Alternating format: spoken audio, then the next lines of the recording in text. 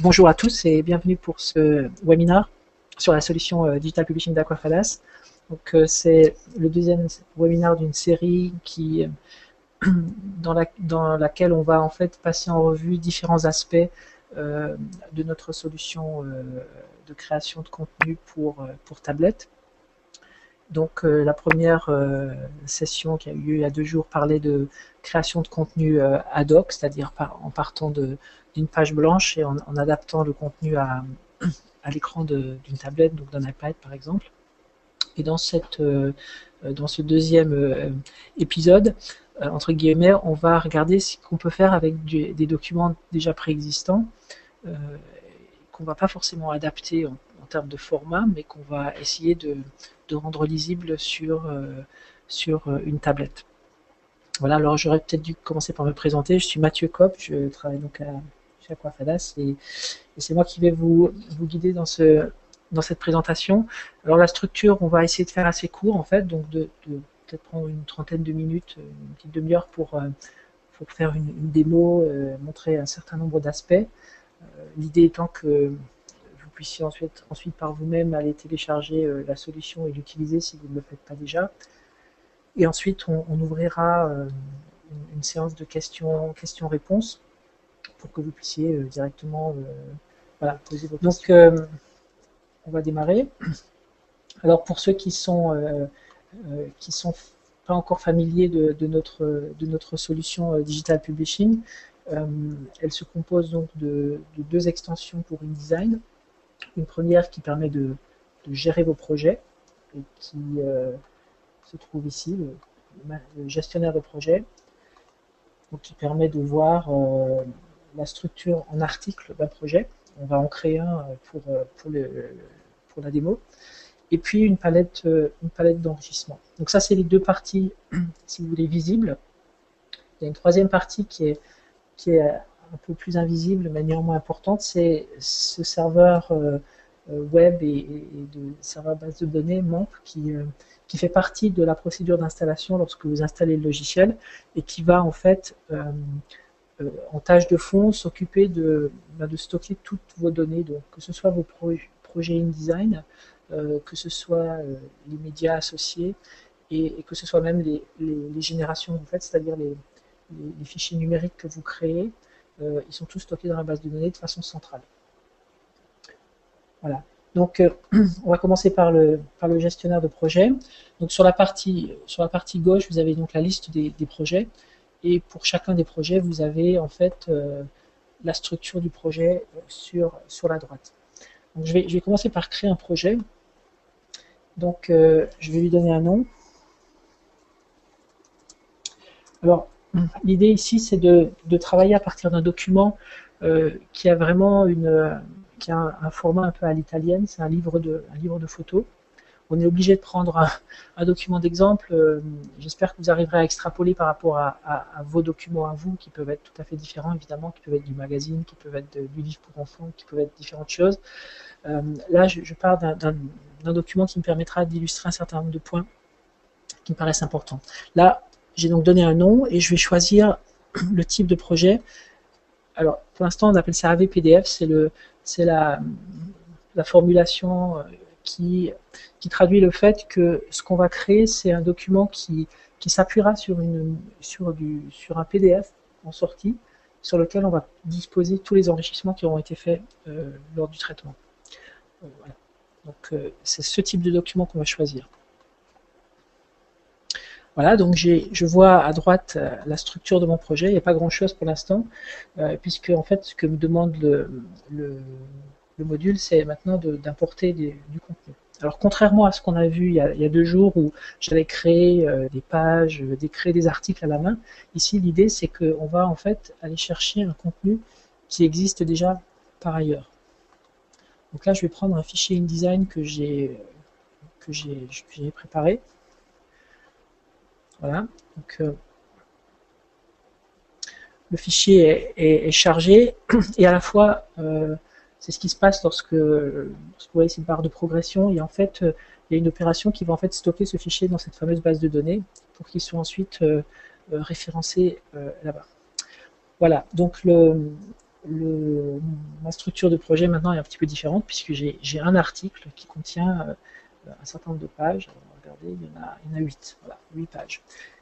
Je pourrais rajouter un autre fichier à la suite et créer mon document en assemblant des fichiers les uns à la suite des autres. Et ils n'ont pas besoin d'avoir le même format de page.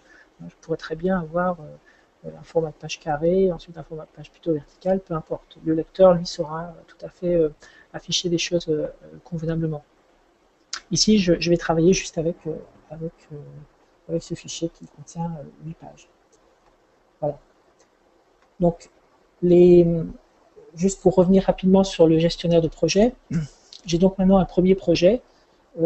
Ce projet, je vais vouloir tout à l'heure le publier. Donc, je vais cliquer sur le bouton Publish ici, qui va me permettre en fait de créer la version numérique donc, lisible sur iPad de mon projet. Et ensuite, je l'enverrai vers une application de test pour regarder à quoi il ressemble. Alors, donc ça, c'est les fonctions principales du gestionnaire de projet, c'est de pouvoir voir le contenu de vos projets, bien sûr, de voir leur ordonnancement en articles. Lorsque vous avez plusieurs articles, vous pouvez en changer l'ordre par simple glisser-déposer, et de s'occuper de toute la partie génération et envoi vers l'application de test qui me permet de visualiser mon contenu. Voilà. Donc, regardons un petit peu ce document. Alors, comme je vous l'ai dit, c'est un livre qui contient donc des photos. Alors, vous voyez, il y a des pages avec essentiellement de l'image, quelques légendes. Là, j'ai une photo en pleine page. Voilà, j'ai différentes choses. Et puis, à la fin, j'ai mis un petit peu de texte pour montrer comment on va traiter le texte et en particulier la lecture du texte. Alors, il y a une chose que je vais vous dire maintenant, mais que je ne vais pas vous montrer, simplement parce qu'elle est pour l'instant, c'est une fonctionnalité extrêmement importante du plugin, et je pense une fonctionnalité assez unique, mais qui pour l'instant fait l'objet d'un dépôt de brevet, donc on ne va pas rentrer en détail dedans, mais j'ai une fonction ici qui s'appelle Automatic Meta, donc qui est accessible à partir de ce menu et qui va me permettre d'enrichir de manière automatique mon contenu. Je vais vous montrer tout à l'heure un exemple de projet qui a été créé uniquement en utilisant cette fonction-là. Elle permet de faire des traitements très simples sur les images, par exemple de dire qu'une image qui en général a une belle résolution dans InDesign, souvent c'est le cas, mais qu'on va peut-être choisir d'afficher en tout petit dans la page, cette image, je veux qu'en cliquant dessus, elle s'affiche en plein écran. C'est un enrichissement simple de permettre à une image de venir en plein écran. Mais on peut aller beaucoup plus loin, on peut lui demander de créer automatiquement de la lecture guidée sur du texte et de créer automatiquement des pop-up de reflow, c'est-à-dire de reformatage du texte sur certains articles. Donc ça, c'est des choses sur lesquelles on reviendra en détail dans un webinaire qui sera consacré à cet enrichissement automatique. Moi, ce que je vais faire dans la démo ici, je vais faire ces enrichissements à la main. Alors, je vais fermer donc ma palette et je vais commencer par regarder par exemple cette image. Alors, je clique sur ce bloc image. Vous voyez que ma palette d'interactivité m'affiche toutes les interactivités que je vais pouvoir ajouter à ce bloc image. Donc, je vais par exemple pouvoir prendre ce bloc image et le transformer en diaporama. Je vais le faire un peu plus loin sur un autre bloc image. Je pourrais aussi lui associer une vidéo.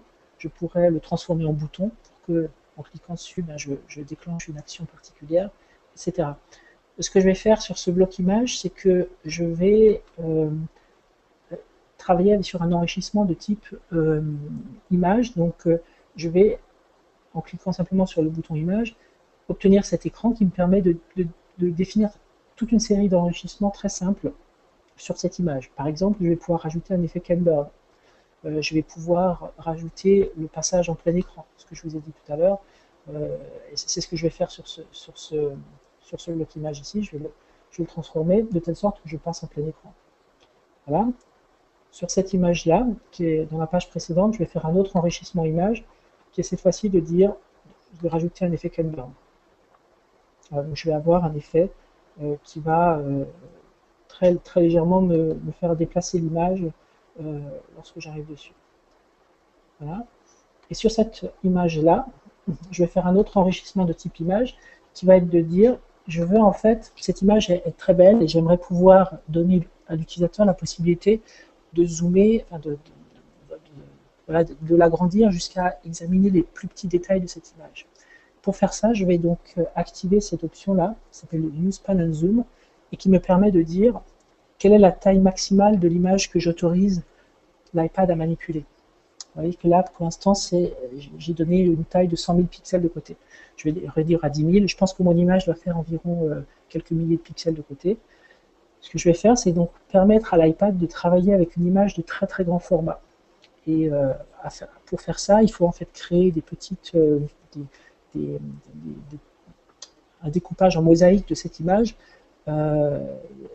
afin de pouvoir faire un zoom progressif sans que l'iPad ne perde les pédales et n'ait des problèmes de mémoire. Donc cette opération est assez complexe, mais on la génère totalement automatiquement pour vous. Voilà. Et pour l'instant, je vais m'arrêter là. Je vais donc simplement, j'ai fait 3 enrichissements de type image. Je vais sauver mon document. Je vais repartir sur mon gestionnaire de projet.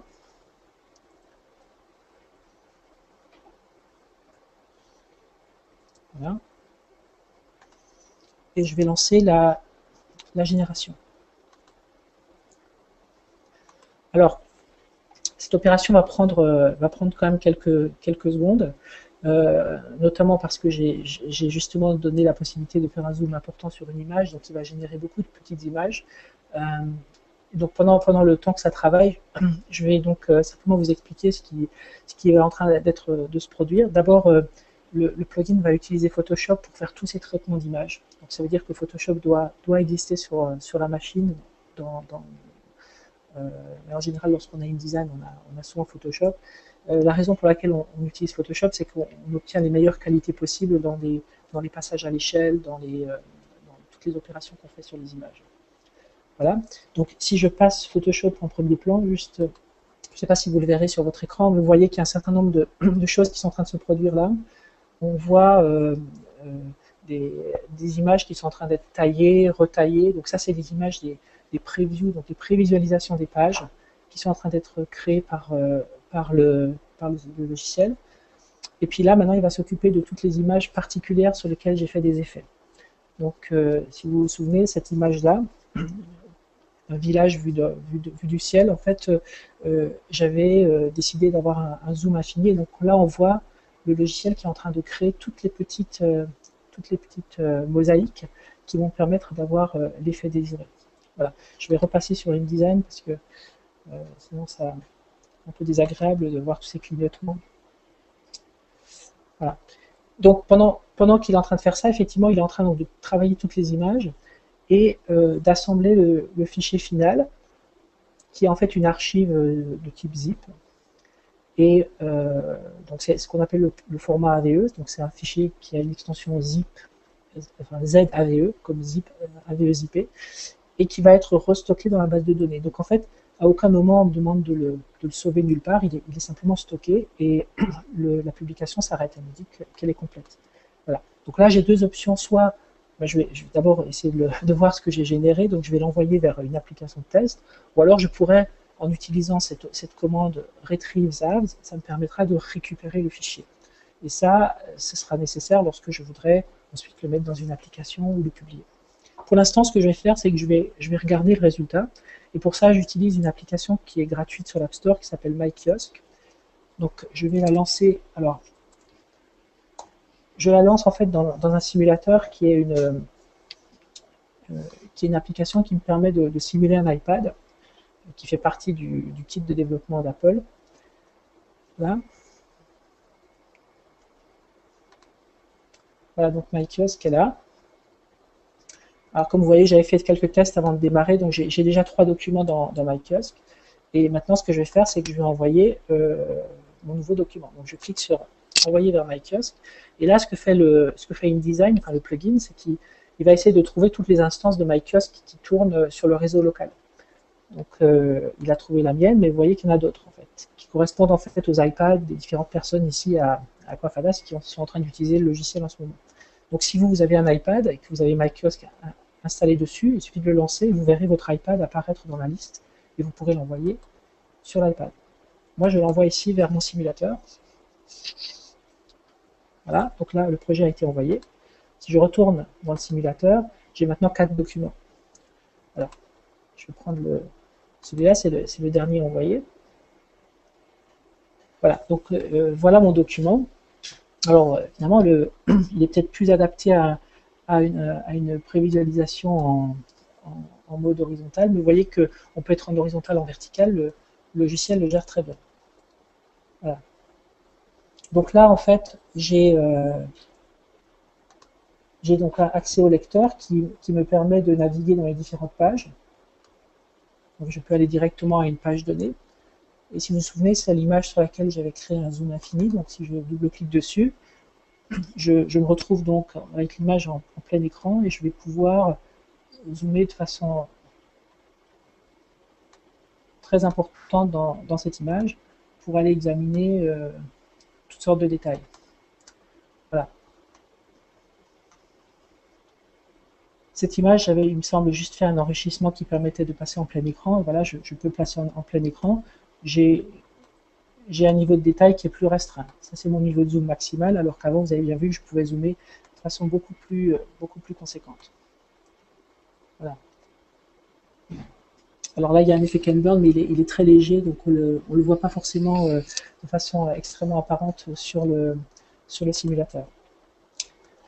Voilà, donc ça c'est très rapidement comment enrichir les données. Ce qu'on peut peut-être faire, c'est aller montrer comment créer un diaporama. Donc on va peut-être aller créer un diaporama sur cette image-là de ballon au milieu du texte. Pour ceux qui ont déjà vu à la démo en mode magazine, c'est exactement les mêmes outils. Hein. Il n'y a pas de différence du tout entre les outils qu'on expose ici et ceux qu'on a en magazine. Il y a simplement certains outils qui viennent s'ajouter à la palette, notamment cet outil qui s'appelle Smart, que je vais vous montrer tout à l'heure, qui permet de créer la lecture guidée. Pour l'instant, on va faire un diaporama. Donc, je vais prendre un diaporama simple. Et donc ça, c'est l'interface de configuration de mon diaporama. J'ai un certain nombre d'options qui s'appliquent au diaporama en général, c'est-à-dire est-ce que je peux passer en plein écran, est-ce que j'ai une couleur de fond, est-ce que je montre les petits boutons qui disent qu'il y a plusieurs images. Alors, ce qu'on va faire, c'est qu'on va activer ces deux options-là, et je vais aller chercher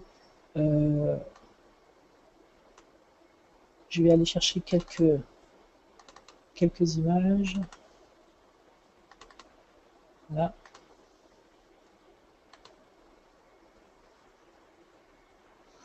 Donc voilà une première image que j'ai choisie sur mon disque, qui s'affiche.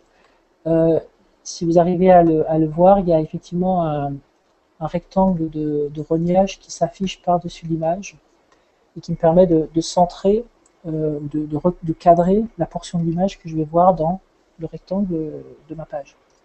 Voilà, je vais en rajouter une deuxième.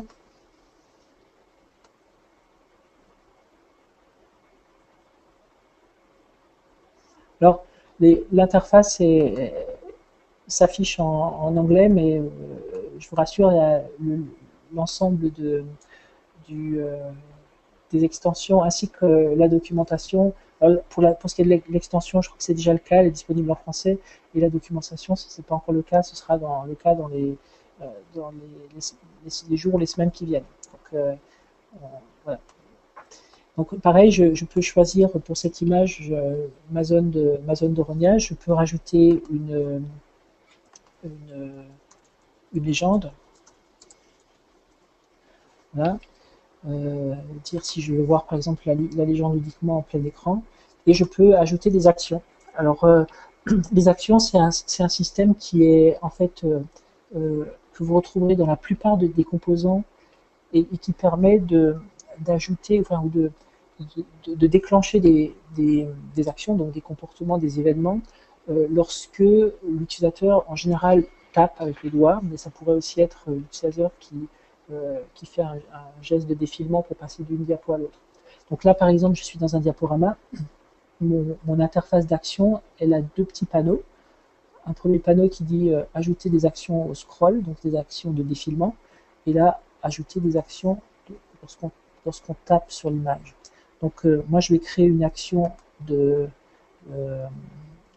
lorsque je vais donc, toucher du doigt cette image-là de la cathédrale de Colmar. Je veux par exemple, je vais pouvoir dire, je vais aller sur une page web, ou je veux aller à une autre page, je veux montrer un pop-up, donc une fenêtre surgissante, ou je veux même changer la visibilité d'un objet de la page. Je vais peut-être faire apparaître une légende ou cacher une légende, etc. Ce que je vais faire, c'est rapidement vous montrer comment créer une fenêtre surgissante, donc un pop-up.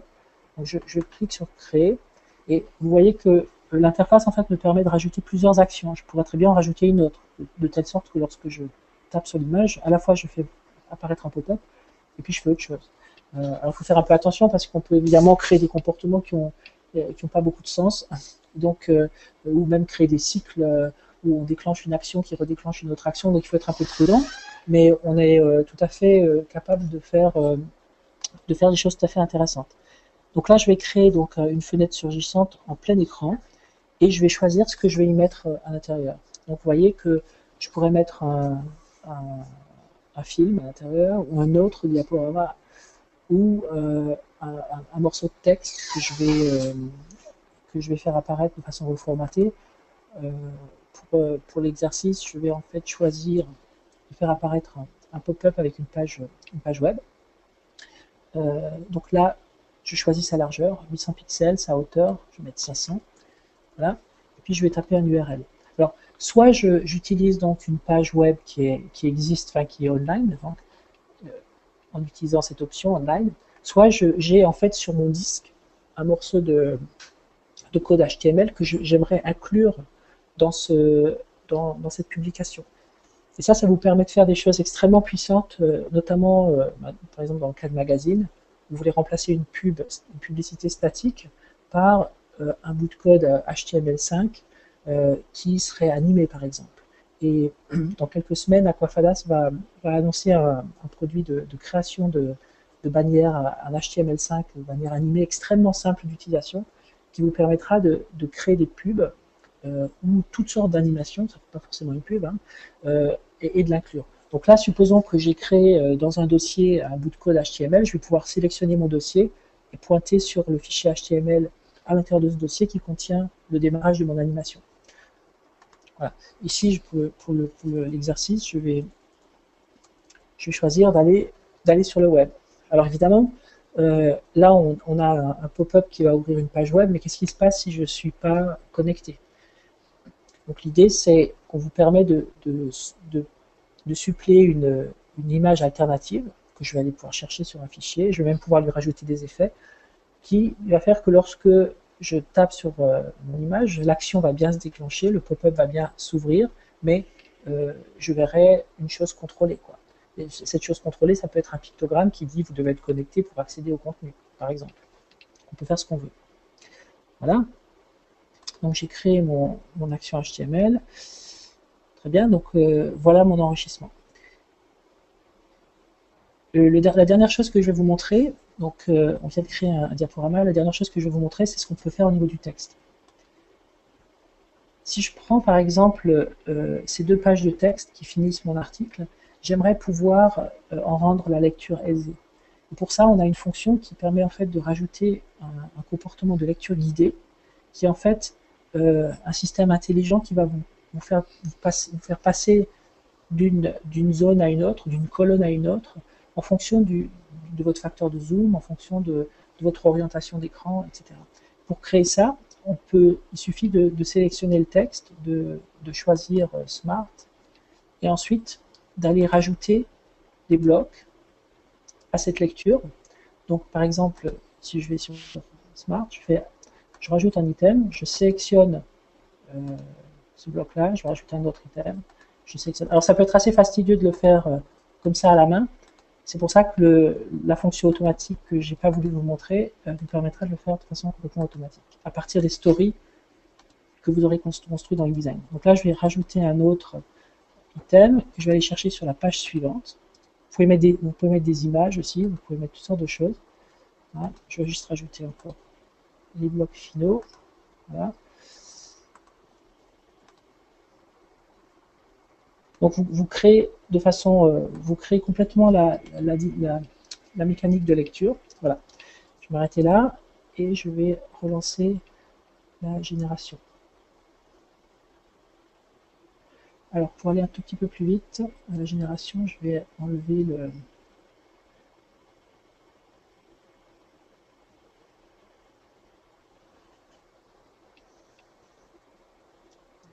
Je pense qu'il est en train de faire, mais... Voilà. Je vais simplement aller enlever l'enrichissement qui consistait à avoir mon zoom infini, parce que ça prend un peu de temps à la génération, donc je vais le supprimer. Voilà, donc pour supprimer un enrichissement, il suffit de cliquer sur la petite croix. Il va vous demander de confirmer, et voilà, je confirme. Donc j'ai plus d'enrichissement ici, et je vais relancer la génération. Voilà.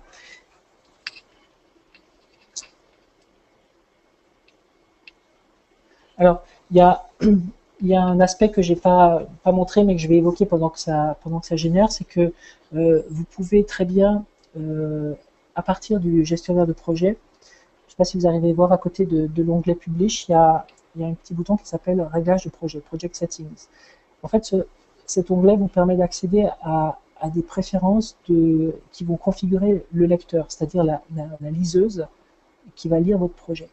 Vous pouvez par exemple dire quel type de navigation vous voulez avoir en bas. Est-ce que vous voulez une navigation par petite vignette, une navigation par numéro de page? Est-ce que quelle taille doivent avoir les petites vignettes? Quel bouton vous voulez voir dans la barre du haut, etc., etc. Vous pouvez complètement configurer la liseuse à partir de cet onglet. Voilà. Donc là, je pense qu'il est en train de travailler et de générer le projet.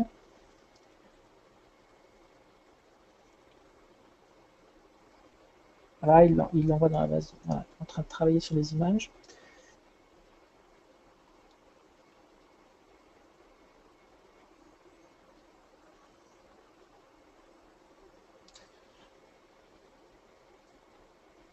Ça va peut être très très long.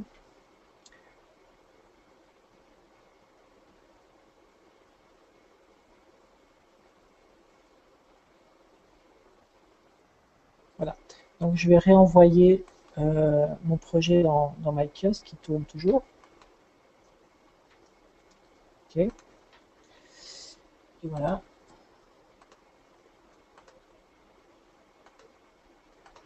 J'ai donc un document en plus, qui est le dernier que je viens de faire. Alors, je vais tout de suite aller sur la page. Donc, cette partie-là de navigation, par exemple, le fait que ça affiche une vignette et qu'elle ait cette taille-là, peut être complètement configuré au moment de l'export du projet. Donc, vous voyez ici, j'ai donc mon diaporama. Si vous vous souvenez, j'avais dit que je voulais voir les petits points de contrôle qui m'indiquent que c'est un diaporama, donc ils sont affichés. Voilà, donc j'ai la légende cathédrale de Colmar qui s'affiche en bas, et elle s'affiche uniquement en plein écran, puisque c'est le choix que j'avais fait. Et là, je suis en plein écran sur mon diaporama. Et si je clique ici une seule fois, j'ai mon pop-up qui s'affiche avec la page web. Donc, cette interactivité est tout à fait fonctionnelle. Alors, dans un vrai cas, ce qui peut être un peu délicat, c'est que les utilisateurs ne sachent pas exactement quelles sont les interactivités qui sont disponibles. Donc, ce qu'on vous conseillerait évidemment, c'est de rajouter soit des petits pictos, soit des explications qui disent cliquez ici pour passer en plein écran ou cliquez pour aller sur le web. On peut rajouter des pictos à tout moment pour configurer et rendre l'expérience tout à fait lisible. Et pour finir, je vais donc maintenant simplement double-cliquer sur le texte. Et là, vous voyez qu'il y a une nouvelle interface qui apparaît avec une flèche à gauche, une flèche à droite, qui me permet d'avancer et de reculer, et des boutons de réglage du facteur de zoom et un bouton de redémarrage de lecture d'article. Donc ça repart, ça relie l'article à partir du début. Donc là, je vais par exemple très naturellement avec le doigt choisir le facteur de zoom qui me convient, et ensuite simplement en cliquant sur la flèche de droite, le système va en fait appliquer les déplacements qui conviennent pour que je puisse lire mon contenu. Donc là, il va y avoir un passage d'une page à une autre. Voilà. Et il va tout à fait, il va savoir exactement comment lire le contenu. Si par exemple je suis en mode vertical, que je décide de zoomer un peu plus, par exemple, parce que je suis fatigué, c'est le soir, voilà, je vais pouvoir, je me retourne en arrière, voilà, il va exactement savoir quel est le déplacement à faire pour pouvoir lire mon article. Je peux aussi reprendre la lecture de l'article depuis le début et revient au début. Donc vous voyez, vous pouvez créer ce genre de logique. Ici, au niveau du rendu, on a décidé de faire ressortir un peu l'article en affichant ses ombres, mais ce seront des options qui vous seront données et que vous pourrez tout à fait ignorer. Voilà, vous pourrez l'enlever et avoir l'affichage original si vous le souhaitez. Voilà pour un tour d'aperçu très très rapide en 30 minutes de certains. Finir par vous montrer un exemple que j'ai déjà montré, qui est en fait une application qui est disponible sur l'App Store, qui a été faite par la Réunion des musées nationaux. Donc, à l'occasion de l'exposition Odilon-Redon, cette application a été créée donc à partir d'InDesign et l'enrichissement a été entièrement généré, sauf pour les vidéos qu'on peut voir ici sur cette deuxième page. Vous voyez qu'il y a des vidéos sur lesquelles je peux cliquer et lancer la vidéo. Sauf pour ces éléments-là.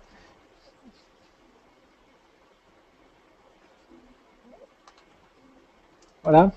Sauf pour ces éléments-là, l'ensemble de l'enrichissement a été fait de façon entièrement automatique. Donc, j'ai la lecture guidée. Voilà. Ici, avec une interface un peu différente. J'ai accès à des zooms de très haute qualité sur les images.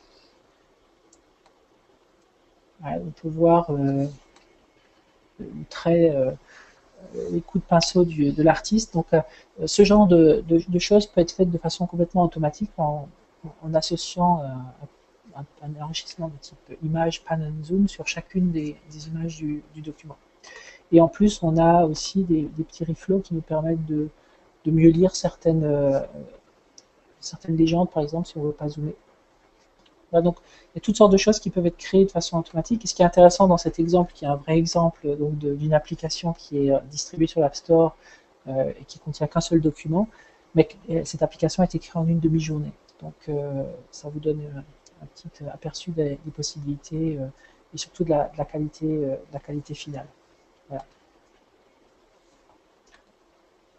Voilà, donc vous avez accès ici à un déroulé de l'ensemble du contenu pour la navigation, ou alors une navigation en utilisant ce système de navigation par imagette.